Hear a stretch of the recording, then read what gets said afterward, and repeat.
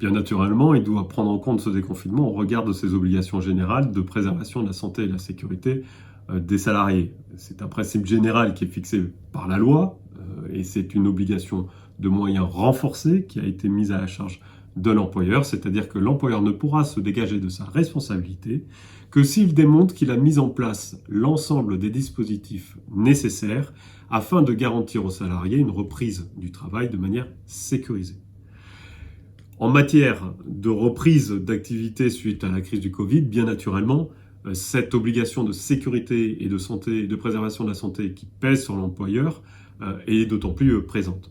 Alors, comment cela peut s'articuler? Premièrement, l'employeur doit effectuer un exercice de diagnostic.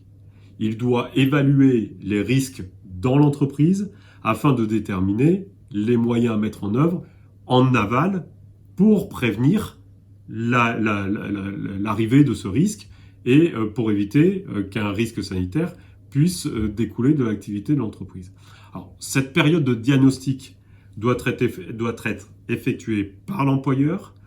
Le gouvernement indique et rappelle que l'employeur doit effectuer cet examen en y associant les représentants du personnel et l'employeur peut également solliciter le médecin du travail afin qu'il l'assiste dans le cadre de la définition des moyens de prévention de risques professionnels.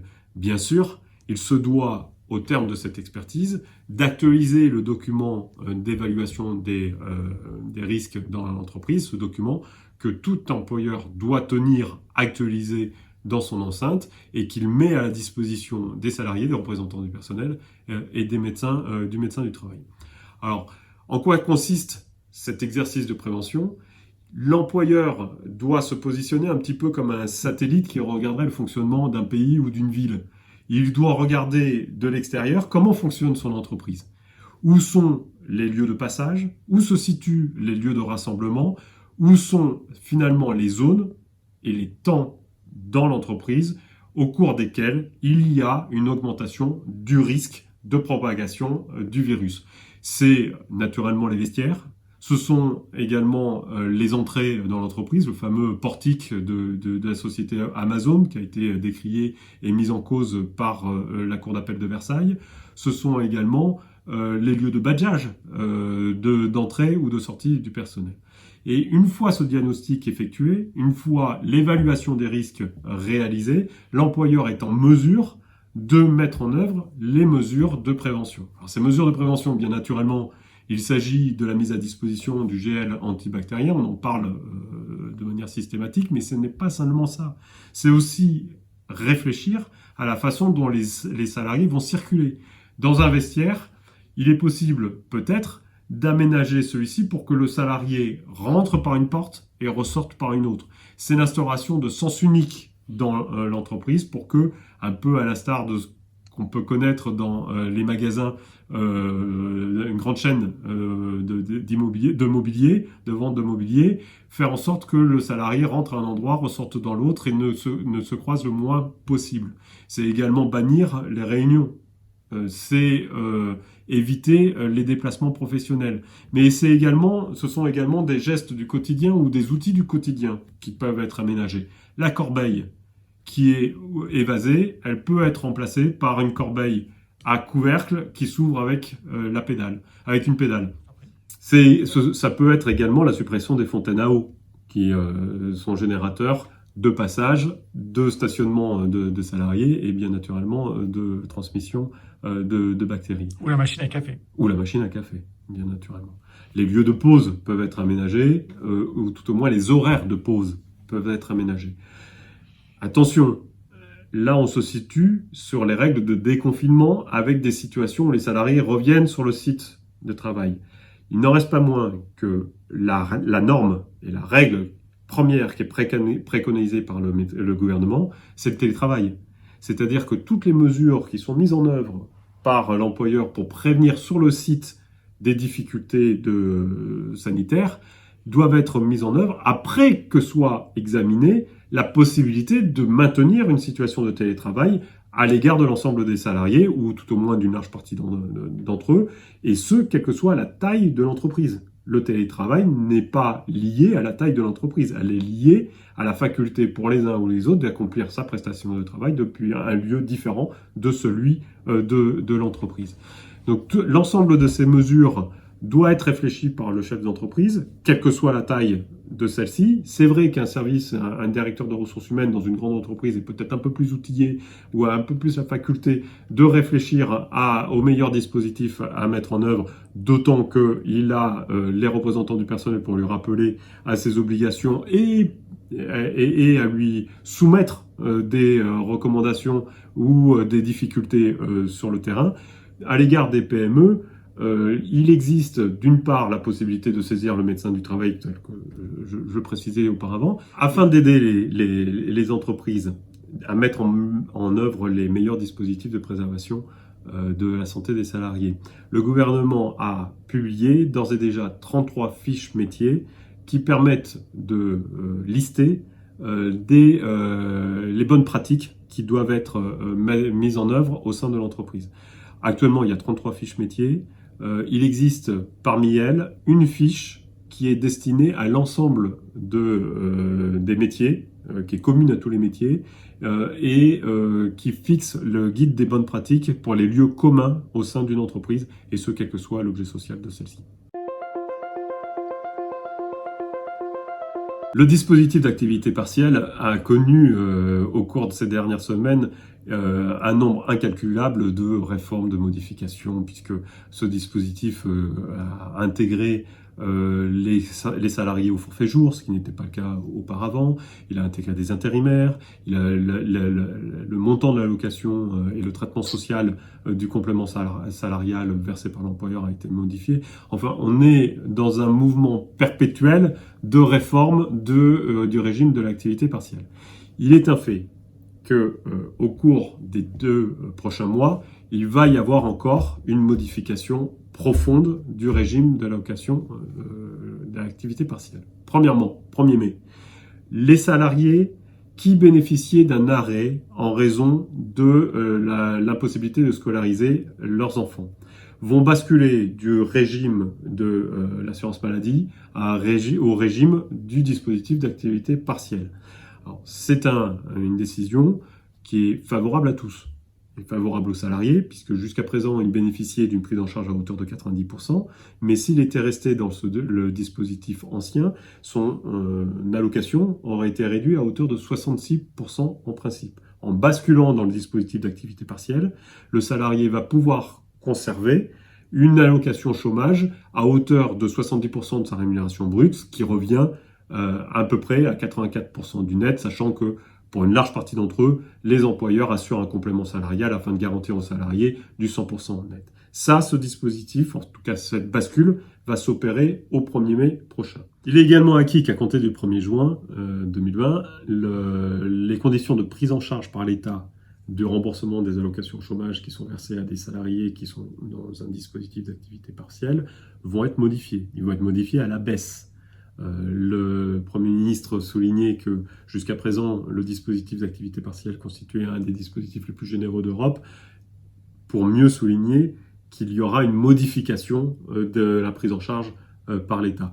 On va attendre dans les prochaines semaines les ordonnances qui viendront modifier les conditions de remboursement par l'État auprès des entreprises des allocations chômage. Bien naturellement, cela s'inscrit à la fois dans une démarche proactive de reprise de l'activité économique. Il convient maintenant d'inciter les employeurs et les salariés à reprendre l'activité économique. Il y a naturellement une réponse pragmatique aux dépenses qui ont déjà été effectuées et que l'État ne peut plus assumer de manière aussi conséquente pour les prochaines semaines. Cette recherche d'économie a déjà été effectuée. L'ordonnance du 22 avril 2020 a modifié un petit peu l'exonération des charges sociales dont bénéficiait l'employeur lorsqu'il versait un complément un complément à l'indemnisation chômage. Jusqu'à présent, ce complément était exonéré de charges sociales et suivait le traitement social de l'allocation chômage en tant que tel. Le complément salarial va dorénavant, à compter du 1er mai, être soumis à charge sociale à hauteur de 3,15 fois le SMIC. Donc on voit bien que déjà les premières mesures d'économie, ou tout au moins de réduction du dispositif dérogatoire d'allocation chômage tel qu'on l'a connu jusqu'à présent prennent fin. L'employeur, premièrement, a une obligation d'information-consultation du CSE pour les entreprises qui ont plus de 50 salariés. La sortie des salariés du dispositif d'activité partielle intéresse en premier lieu le CSE, puisque cela intéresse la bonne marche de l'entreprise. Les délais d'information-consultation, actuellement, ne sont pas en lien avec le souhait du gouvernement d'une reprise économique rapide, puisque si on devait appliquer les délais légaux, il convient de respecter un délai de 1 mois pour consulter le CSE, et si jamais le CSE demande une expertise, le délai est porté à 2 mois. Donc il ne pourrait pas y avoir de reprise d'activité en tant que telle, tant que le CSE n'ait pas donné un avis négatif ou positif, mais tout au moins un avis sur la reprise d'activité. C'est la raison pour laquelle le gouvernement a d'ores et déjà indiqué qu'un décret allait être promulgué les prochains jours, afin de raccourcir les délais d'information et de consultation du CSE pour la sortie du déconfinement. Pour les situations individuelles, les salariés qui ont été mis dans le cadre du dispositif d'activité partielle il y a quelques semaines n'avaient pas à accepter cette entrée dans le cadre du chômage partiel. L'employeur les a placés d'autorité en raison de la baisse d'activité ou de la cessation d'activité de l'entreprise. Pour la sortie, il en est de même. Les salariés doivent reprendre le poste de travail dès lors que l'employeur met un terme au dispositif d'activité partielle, ne serait-ce parce que les conditions d'éligibilité du dispositif de chômage partiel ont disparu en l'état d'une reprise d'activité économique. Le dispositif d'activité partielle a été et traditionnellement un dispositif collectif, c'est-à-dire que dès lors qu'il y a une baisse d'activité, cette baisse d'activité devait, au regard du droit commun, être répercutée de manière égalitaire vis-à-vis de l'ensemble des salariés, soit de l'entreprise, soit du département au sein duquel était constatée une baisse d'activité. L'ordonnance du 22 avril 2020 permet dorénavant d'individualiser la sortie du chômage partiel, c'est-à-dire que l'employeur aura la possibilité de déterminer les salariés qui sortiront les premiers du chômage partiel par département, par service ou au sein de son entreprise, sans considération d'un traitement collectif ou égalitaire entre eux. Il pourrait y avoir une répartition des heures travaillées et des heures non travaillées différentes selon les salariés qui relèvent d'un même département, quand bien même on se situe sur une baisse d'activité collective. Cette individualisation est permise par l'ordonnance du 22 avril, mais elle est conditionnée à des garde-fous. Ce garde-fou, c'est la conclusion d'un accord d'entreprise avec les organisations syndicales ou l'obtention par l'employeur d'un avis conforme par le CSE. Cet avis conforme ou cet accord doit édicter des conditions et notamment les critères objectifs selon lesquels l'employeur va pouvoir sortir des salariés du chômage partiel et à proportion desquels, avec des proportions différentes. Il s'agit d'une vraie nouveauté exceptionnelle qui permet à l'employeur d'avoir une certaine souplesse de gestion dans le cadre de la reprise de son activité économique et peut-être également aux salariés les plus réticents de rester un peu plus dans le dispositif d'activité partielle que d'autres collègues qui auraient moins d'appréhension à reprendre une activité de travail efficiente. On a dit que c'était une crise sanitaire avant tout, puis une crise économique. C'est une crise en tout cas qui remet l'humain au centre des préoccupations et qui met sur la table une nouvelle réflexion sur la façon de travailler. Des chefs d'entreprise et notamment de petites structures ont pu se rendre compte que finalement le télétravail était productif, que finalement leurs salariés qui restaient à domicile continuaient à effectuer leurs prestations de travail de manière aussi impliquée que s'ils étaient sur un site et qu'il s'agissait quand même d'un mode de fonctionnement qui permettait de répondre à la fois à notre problématique sanitaire, mais également à des règles de conciliation vie professionnelle et vie privée. Et je pense que la mise en place généralisée du télétravail a permis d'ouvrir les yeux à un nombre de chefs d'entreprise et également un nombre de salariés qui basculeront peut-être de manière plus aisément sur ce mode d'organisation. Le télétravail, ça fait quand même 20 ans ou 30 ans qu'on en parle. Ça n'a jamais, la mayonnaise n'a jamais prise. Peut-être que cette crise sanitaire sera l'élément véritablement déclencheur. Sur le fonctionnement au quotidien de l'entreprise, là, le chef d'entreprise va appliquer de nouvelles recettes également sur le site. Est-ce que les horaires décalés qui pourraient être mises dans l'entreprise vont enfin rencontrer leur succès? On sait que j'ai un client qui applique en effet un système d'horaires décalés. Les salariés ont des plages horaires fixes au cours d'une journée où ils doivent être sur site.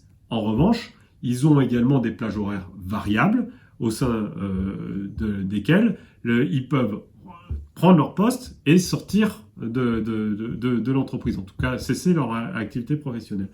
Peut-être que ce mode d'organisation du travail va être un peu plus généralisé.